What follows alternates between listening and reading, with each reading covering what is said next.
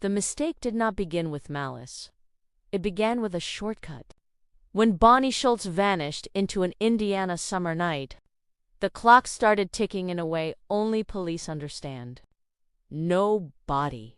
No witnesses. A missing woman with a fractured marriage. The first assumption arrived quietly. Husbands statistically matter. Once that thought took root, everything else became supporting evidence or background noise.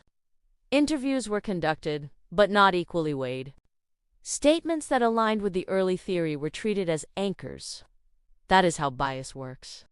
Not as a decision, but as gravity pulling everything in one direction. A coworker with a romantic connection became a footnote. Not because he was cleared, but because he didn't fit the framework. He cooperated. He passed the tests. That was enough to move him out of the light. Meanwhile, every irregularity at home was magnified. Marital tension was read as motive. Inconsistency was framed as deception. The absence of definitive evidence became evidence itself.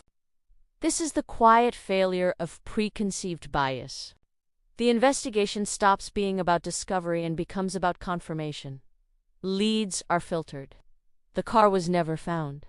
That should have widened the lens. Instead, the missing car became a theoretical problem. If the answer was assumed to be domestic, the road mattered less. Opportunities were missed in the first days. Cold cases rarely fail because of one wrong move.